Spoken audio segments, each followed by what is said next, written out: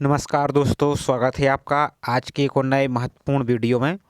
तो इस वीडियो में हम मध्य प्रदेश महिला सुपरवाइज़र की भर्ती जो अभी आपकी आने वाली है, जैसा कि आप सभी सुर्खियों में समाचार पत्रों में सुन रहे हैं, तो आपकी दिसंबर के लगभग आपकी वैकेंसी आने वाली है।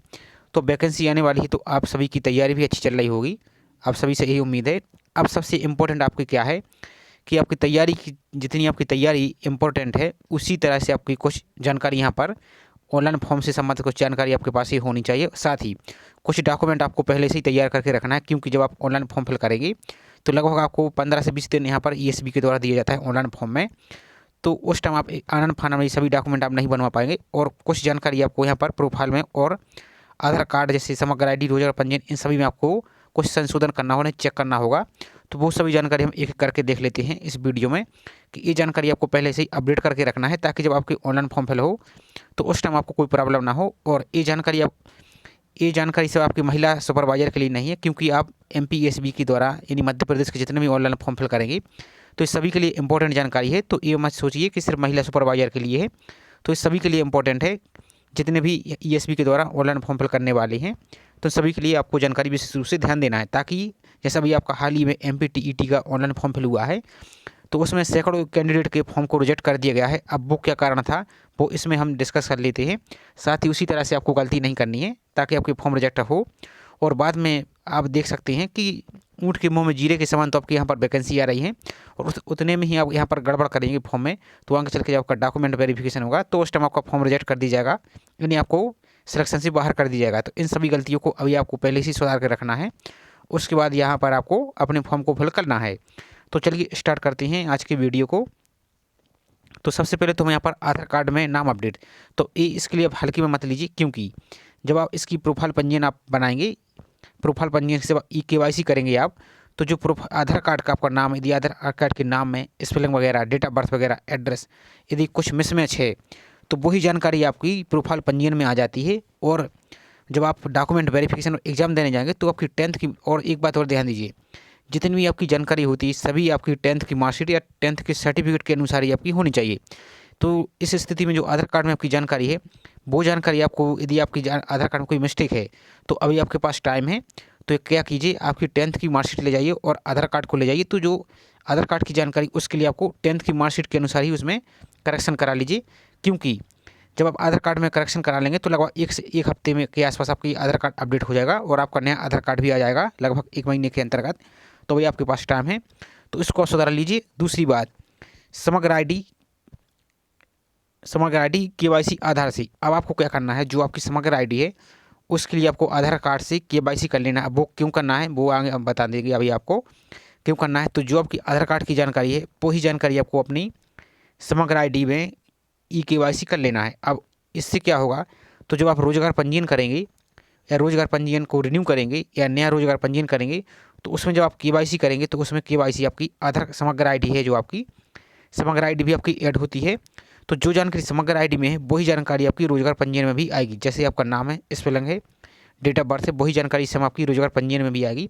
तो कहने का मतलब ये है कि जो आधार कार्ड में आपकी जानकारी वो आपकी समग्र आईडी में आएगी, जो आधार कार्ड की जानकारी वो आपकी समग्र आईडी में आएगी, और जो समग्र आईडी की जानकारी वो आपकी रोजगार पंजीयन में आएगी।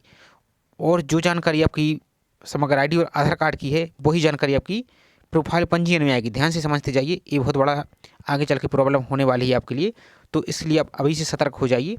तो सबसे पहले तो आपको क्या करना है, आपको पहले अपने आधार कार्ड में नाम को अपडेट करा लेना है। सब कुछ आपको A to Z सुधार करा लेना है, जो आपकी 10th की मार्कशीट है उसके अनुसार। उसके बाद अपनी समग्र आईडी में आधार से ई केवाईसी करा लीजिए। तो जो आधार कार्ड की जानकारी है वही जानकारी आपकी ई केवाईसी समग्र आईडी में आ जाएगी।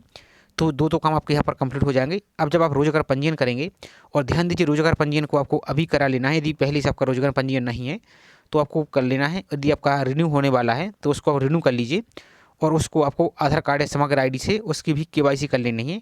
अब केवाईसी जैसे ही आप करेंगे तो जो समग्र आईडी की जानकारी है वही जानकारी आपकी रोजगार पंजीयन में आ जाएगी। इसलिए इन तीनों को आपको, इन दो को तो पहले आपको सुधार कर लेना, उसके बाद आपको यहाँ पर इसको सुधार करके रखना, और इसको आप पहले ही कर लीजिए रोजगार पंजीयन को, क्योंकि जब आप डॉक्यूमेंट वेरिफिकेशन में जाएंगे तो इसकी अति आवश्यकता पड़ेगी। इसके बिना आपको सिलेक्शन से बाहर कर दिया जाएगा। तो ये तो रहे आपके 3 डाउट। और ये जानकारी अब आपके लिए, आप ध्यान से समझिए, तो ये जानकारी आपके लिए कोई टीचर और कोई और भी नहीं बताएगा, क्योंकि ये जिम्मेदारी तो उनकी भी है। और हालांकि ये जिम्मेदारी उन किसी की नहीं है, ये सिर्फ सतर्कता वाला काम है।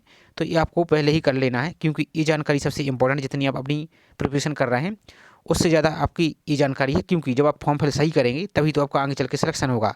यदि फॉर्म में ही गड़बड़ी रहेगी तो आप कितना भी पढ़ लीजिए, आपको बाद में बाहर कर दिया जाएगा। तो इससे कोई मतलब नहीं, इसलिए आपको इसको पहले ही आपको A to Z सुधार करके रखना है। अब यहाँ पर नया जाति डिजिटल वाला जाति प्रमाण पत्र बनवाना है, निवास प्रमाण पत्र और आय प्रमाण पत्र। तो कहने का मतलब ये है, जिसका पहले से डिजिटल सर्टिफिकेट आपका बना है, यानी जो आपका ऑनलाइन बनता है लोक सेवा केंद्र से, SDM ऑफिस से, तो उनका तो कोई दिक्कत नहीं है वो, क्योंकि आपका ये मध्य प्रदेश में जो बनता है स्थायी होता है। अब जिसका पुराना वाला बना है, यदि जो ऑफलाइन पहले बनते थे वो हाथ से लिख के, तो उसके लिए आपको क्या करना है, अभी आपके पास टाइम है लगभग 1 महीने का। तो क्या कीजिए, वो अपने पुरानी वाली जाति प्रमाण पत्र को ले जाइए और अपने सभी डॉक्यूमेंट को, जैसे आधार कार्ड, समग्र ID, फोटो वगैरह, जितने भी आपको डॉक्यूमेंट है वो आप ले जाइए और पुराना वाला जाति प्रमाण पत्र ले जाइए और लोक सेवा केंद्र में आप जाकर इसको जमा कर दीजिए। तो लगभग 1 महीने में 20 से 25 दिन में आपका ये जो डिजिटल जाति प्रमाण पत्र है ये आपका बन जाएगा, क्योंकि इसी की आपकी आवश्यकता पड़ेगी। और यही जाति प्रमाण पत्र आपके लिए, जब आप इसकी प्रोफाइल पंजीयन करेंगे तो उसमें अपलोड भी होगा और डॉक्यूमेंट वेरिफिकेशन के टाइम भी आपका यही लगेगा। तो जितने भी कैंडिडेट हैं जिनके पुरानी जाति प्रमाण पत्र बने हैं, तो ये आप काम जरूर कर लीजिए, क्योंकि अभी आपके पास टाइम है, तो आपका ये जल्दी बन जाएगा। जाति प्रमाण पत्र प्लस निवास प्रमाण पत्र भी आपका डिजिटल वाला ही आपको बनवाना है, जो आपका ऑनलाइन बनता है। पुराना वाला है तो इन सभी को ले जाइए, तो आपका जैसे निवास प्रमाण पत्र, आय प्रमाण पत्र हुआ, तो ये तो आपका 1 दिन में बन जाता है। सिर्फ जो जाति प्रमाण पत्र है इसमें थोड़ा टाइम लगता है, तो इसलिए आपको अभी टाइम है, तो इसको आप बनवा लीजिए। अब सबसे इंपॉर्टेंट जानकारी क्या होती है, प्रोफाइल पंजीयन रजिस्ट्रेशन और पुरानी पंजीयन को अपडेट करना। तो जिसका प्रोफाइल पंजीयन अभी तक नहीं है, तो आप चाहें तो उसके प्रोफाइल पंजीयन को अभी से आप अपने मोबाइल से घर बैठे आसानी से कर सकते हैं। अब वो कैसे करना है, तो हमने A to Z जानकारी कंप्लीट स्टेप बाय स्टेप पूरी प्रोसेस आपको बताई है, मोबाइल से बताई है, तो आप अपने मोबाइल से भी कर सकते हैं। पूरी जानकारी हमने बताई कि छोटा सा 4वीं 5वीं क्लास का बच्चा भी उसको देखकर वीडियो को आसानी से रोज़ाना पंजीयन कर सकता है। तो वो कैसे करना है, तो उसकी हमने वीडियो ऑलरेडी बना दी, तो उसकी लिंक आपको डिस्क्रिप्शन में दी है, तो उसको आप प्रोफाइल पंजीयन को रजिस्ट्रेशन करके रख सकते हैं। और यदि किसी का पुराना यानी पहले से प्रोफाइल पंजीयन रजिस्ट्रेशन है जो, तो उसको आप अपडेट करना चाहते हैं तो उसको अपडेट कर सकते हैं। तो उसका भी हमने अपडेट वाला ऑलरेडी वीडियो बनाया है, जो भी आपका हाल ही में TET का फॉर्म फिल किया था उसके लिए बनाया था, तो उसको आप देखकर अपना ये काम कर सकते हैं। अब प्रोफाइल पंजीयन और प्रोफाइल अपडेट करने से पहले कुछ जानकारी इंपॉर्टेंट यहाँ पर समझ लीजिए, तो ध्यान से समझिए यहाँ पर। तो जो पहले आपकी जानकारी आधार कार्ड वाली है वो जानकारी आपको सुधार के जरूर रखना है, उसके बाद ही आपको अपनी प्रोफाइल पंजीयन को कीजिए और प्रोफाइल को अपडेट कीजिए, क्योंकि कुछ जानकारी आपकी आधार कार्ड वाली भी प्रोफाइल पंजीयन में आती है और कुछ जानकारी आपकी आप इंडिविजुअल फिल करते हैं। तो कोशिश कीजिए जो 10th की जानकारी है वही जानकारी आपकी सेम आनी चाहिए। और जब आप आगे चल के बायोमेट्रिक एग्जाम देने जाते हैं तो वहाँ पर भी आपका बायोमेट्रिक होता है, तो आपका मिसमैच कहने का मतलब ये है कि पूरी जानकारी आपकी 10th के अनुसार होनी चाहिए और सभी जानकारी आपकी मिसमैच नहीं होनी चाहिए। जो आपके डॉक्यूमेंट उसी के अनुसार आपकी वेरीफाई होने चाहिए। तो ये तो रही आपकी 5 डाउट। अब सबसे मोस्ट इंपॉर्टेंट क्या है, फ़ोटो। तो फ़ोटो आपको कैसी लगानी है, जिस पर आपका नाम लिखा हो। कहने का मतलब ये है कि इस टाइप से आपकी फ़ोटो होती है, यहाँ पर आपका पूरा फेस होता है यहाँ पर। तो इस फ़ोटो में आपका यहाँ पर नाम भी होना चाहिए और यहाँ पर आपकी डेट भी फ़ोटो की होनी चाहिए। अब फ़ोटो की डेट आपकी 3 माह से अधिक पुरानी नहीं होनी चाहिए। तो ये काम आप कब कीजिए, जब आपका इसका नोटिफिकेशन आ जाएगा और उसके ऑनलाइन फॉर्म फिल स्टार्ट हो जाएंगे, तो उस टाइम अपनी प्रोफाइल पंजीयन को अपडेट कर लीजिए। या अभी आप चाहें तो प्रोफाइल पंजीयन को कर सकते हैं, उसके बाद अपनी जो भी पुरानी फ़ोटो है अभी आपकी, तो उसको आप लगा लीजिए। जैसे इसके ऑनलाइन फॉर्म फिल स्टार्ट होते हैं तो उसको आपकी नई फ़ोटो से आप उसको अपडेट जरूर कर लीजिए, क्योंकि ऐसा नहीं करने पर अब आप देखेंगे तो जो TET के फॉर्म है उसमें सैकड़ों स्टूडेंट के फॉर्म को रिजेक्ट कर दिया गया है। आप चाहें तो वीडियो सबकी पड़े हुए हैं तो उसको कमेंट में जाकर आप देख सकते हैं। तो ये सभी गलती आपको नहीं करनी है, क्योंकि ये गलती आप करेंगे तो आपका फॉर्म डायरेक्ट रिजेक्ट होगा और आगे चल के आपको प्रॉब्लम होगी। अब नेक्स्ट है आपका जितने भी आपकी ऑल एसेंशियल ओरिजिनल सर्टिफिकेट हैं, जैसे आपकी मार्कशीट है और सर्टिफिकेट हैं, जैसे 10th हुआ, 12th हुआ, डिग्री हुआ, डिप्लोमा हुआ, इन सभी का आपके पास ओरिजिनल होने चाहिए। और ओरिजिनल ना होने की स्थिति में आपको डॉक्यूमेंट वेरिफिकेशन से बाहर कर दीजिएगा। तो इस बात का आपको विशेष ध्यान रखना है। अब चलिए कुछ हम आपको और इम्पोर्टेंट जानकारी दिखा देते हैं ताकि आपका पूरा और डाउट क्लियर हो जाए। तो यहाँ पर एक कुछ स्क्रीनशॉट हमने लिया है। अब इस स्क्रीनशॉट किसका है, तो ये आपका जो हाल ही में TET हुआ था उसका ही नोटिफिकेशन है। अब जो आपकी ऑनलाइन फॉर्म से संबंधित सभी जानकारी आपकी लगभग सभी की सेम होती है, जो ESB के द्वारा ऑनलाइन फॉर्म फिल होती हैं। तो ये आपकी सेम आपकी महिला सुपरवाइजर में भी यही जानकारी आपका गाइडलाइन होने वाली है। तो इसको आप यहाँ पर समझ लीजिए। यहाँ पर भी कुछ जानकारी बोली गई है, तो यहाँ पर ध्यान से देखिए। ऑनलाइन फॉर्म फिल में आपका ऑनलाइन फॉर्म फिल के साथ आपको निम्नलिखित दस्तावेज अनिवार्य रूप से स्कैन कराकर संलग्न करने होंगे, जिसमें आपका और इनके अभाव में आवेदन स्वीकार नहीं किया जाएगा। कहने का मतलब ये है, यदि आप अप्लाई ज़बरदस्ती कर देते हैं तो आपका फॉर्म रिजेक्ट कर दिया जाएगा। तो सबसे पहले तो आपका क्या है, ऑनलाइन आवेदन पत्र के साथ अभ्यर्थी का कलर फोटो होना चाहिए, हस्ताक्षर की स्वयं की हस्तलिपि होना चाहिए, जो कि अभी आप प्रोफाइल पंजीयन करेंगे तो उस टाइम आपको ये अपलोड करना होगा। दूसरी बात, ऑनलाइन आवेदन पत्र में आवेदक को जन्म तिथि की प्रमाण पत्र, यानी जिसमें आपकी 10वीं या 12वीं की जिसमें भी आपकी डेट ऑफ बर्थ लिखी है वो आपको जिसमें आपकी अपलोड करनी होगी। साथ ही लागू जाति प्रमाण पत्र, जो अभी आपको बताया है डिजिटल वाला जाति प्रमाण पत्र है, वही जाति प्रमाण पत्र आपको बनवाना होगा। और जो डिसेबल कैंडिडेट हैं, दिव्यांग हैं, तो उनका भी सर्टिफिकेट आपको अपलोड करना होगा। EWS है तो उनके लिए भी अपना प्रमाण पत्र अपलोड करना होगा। और इस परीक्षा की न्यूनतम शैक्षणिक अर्हता प्रमाण पत्र, अंक सूची इत्यादि मूलतः सभी आपको स्कैन करके अपलोड करनी होगी। अब दूसरी बात, आपकी फ़ोटो सिग्नेचर के संबंध में आपका बोला गया है, तो जिसमें फ़ोटो अब यहाँ पर देखेंगे, ऑनलाइन आवेदन पत्र के साथ अभ्यर्थी का कलर फोटो, हस्ताक्षर एवं स्वयं की हस्तलिपि जो सेल्फ डिक्लेरेशन वो आपको अपलोड करना होगा। और जैसे फोटो की ऊपरी भाग में हस्ताक्षर तथा नीचे भाग में फोटोग्राफ अच्छी गुणवत्ता का होना चाहिए और पोलोराइड फोटोग्राफ आपका मान्य नहीं होगा। और नेक्स्ट जानकारी देख लीजिए। अब आप परेशान मत होइए, कुछ लोग यहाँ पर बोलेंगे कि अभी नोटिफिकेशन आया नहीं और आप वीडियो बनाने लग गए। तो जब भी आप कोई काम करते हैं तो उसके आपको जो इंपॉर्टेंट जानकारी होती है, जैसे आपके सर्टिफिकेट वगैरह जो आपकी पुरानी हो जाती हैं और जो बनवाना अनिवार्य है, उसके बिना आप काम नहीं चल कर हो पाएगा आपका।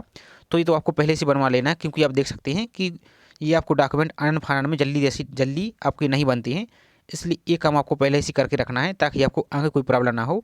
और ये जानकारी सब आपके भले के लिए ही बताई जा रही है। अब आपकी मर्जी है आपको क्या करना है, हमारा काम सिर्फ आपके लिए सही जानकारी देना है। इसलिए आप अपना इसको आप चाहें तो इसको सीरियसली लेकर अपने ये काम पहले से करके रख सकती है। तो यहाँ पर पूरी जानकारी आप देख सकते हैं। फोटोग्राफ भरने की तिथि से 3 माह से अधिक पुराना नहीं होना चाहिए। तो ये तो आपको जब आपका ऑनलाइन फॉर्म फिल स्टार्ट होगा तब आपको ये काम करना है, फोटोग्राफ वाला। और जो आपकी फ़ोटो होती है इसको भी आपको 5% सुरक्षित रखना होता है। ये सभी काम तो आपको उस टाइम हम आपको बता देंगे जब आपकी ऑनलाइन फॉर्म फिल हो गई। अब चलिए कुछ जानकारी आपको और दिखा देते हैं कि आप फॉर्म में क्या मिस्टेक कर देते हैं, तो जिस कारण से आपका फॉर्म रिजेक्ट हो जाएगा। तो ये भी गलती आपको अभी से ही नहीं करनी है। तो अब यहाँ पर आप देखेंगे आवेदन पत्र, ऑनलाइन आवेदन पत्र का नस्तीकरण, ये सभी जानकारी आपकी जो अभी हाल ही में आपका रिसेंटली MPTET वर्ग 3 शिक्षा पात्रता परीक्षा है उसका ये सेवा शर्तें जो नोटिफिकेशन उसमें दिया गया है। और सेम आपका यही सेवा शर्तें आपकी कोई भी आपका नोटिफिकेशन आता है ESB का तो उसमें सेम रहता है। तो इसलिए आपको ये परेशान नहीं होना है कि ये सिर्फ इसका नोटिस है, हमें उससे कोई लेना देना नहीं है। तो ये आपका सेम अप्लाई होने वाला है, इसलिए आपको यहाँ पर ध्यान से समझना है।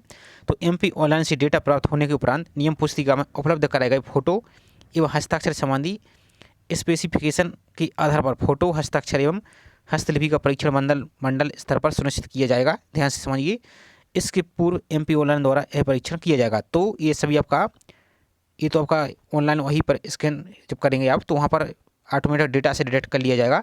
यदि इसमें कोई मिस्टेक होती तो आपका डायरेक्ट वहीं पर हैंड टू हैंड आपका फॉर्म रिजेक्ट कर दिया जाता है, जैसा कि आप MPTET में हाल देख चुके हैं। दूसरा, इसमें त्रुटि, अस्पष्टता या डाटा की अनुपलब्धता होने की स्थिति में आवेदक का आवेदन पत्र निरस्त किया जाएगा, जो कि बहुत सी सैकड़ों स्टूडेंट का इसमें भी किया गया था। इस संबंध में मंडल द्वारा कोई भी पत्राचार नहीं किया जाएगा तथा समस्त जानकारी जिम्मेदारी आवेदक की स्वयं की होगी। तो ये तो रही आपकी ऑनलाइन फॉर्म संबंधी जानकारी। अब जो आपको स्टार्ट में डॉक्यूमेंट बताए हैं वो डॉक्यूमेंट आपको पहले से रेडी करके रख लेना है ताकि आपको कोई भी प्रॉब्लम ना हो। इसके अलावा आपको कोई और भी प्रॉब्लम है और कोई और डाउट है आपका तो बेझिझक ऑनलाइन फॉर्म से संबंधित कुछ जानकारी आप बेझिझक पूछ सकते हैं। आपको कमेंट के द्वारा आपका पूरा रिप्लाई कर दिया जाएगा। अब आपका नोटिफिकेशन है तो जो जैसा कि आप सभी सुन रहे हैं दिसंबर के आसपास आपका ये आने वाला है, तो अपनी प्रिपरेशन तो करते रहिए। साथ ही इस काम को भी आप पहले से ही करके रखिए ताकि आपको कोई और बाद में प्रॉब्लम ना हो। और एक बात और, जब इसकी ऑनलाइन फॉर्म आप साइबर कैफे से फिल कराते हैं तो उस टाइम आपके लिए कोई भी जानकारी वहाँ पर नहीं दी जाती है, यानी जो सोलिड जानकारी होती है वो आपको जानकारी नहीं दी जाती है और आप फॉर्म फिल कर देते हैं और बाद में आपका ही ये लॉस होता है। तो ये अब थोड़े बहुत पैसे बचाने के चक्कर में ये गलती आप मत कीजिए। अभी आप परेशान हो जाइए थोड़ा सा और अपने सभी डॉक्यूमेंट को रेडी करके रख लीजिए। अब जिसके पहले से ही रेडी है तो उनके लिए तो कोई दिक्कत वाली बात नहीं, अब अपना प्रिपरेशन को करते रहिए। तो आई होप जानकारी आपको पसंद आई होगी। जानकारी पसंद आई हो तो वीडियो को लाइक जरूर कीजिए। साथ ही आप चैनल पर पहली बार आए तो चैनल को सब्सक्राइब करके बेल आइकन प्रेस करके जरूर रखें इसी प्रकार की रेगुलर अपडेट पाने के लिए। तो चलिए मिलती है इसी प्रकार से एक और नई जानकारी के साथ। जय हिंद।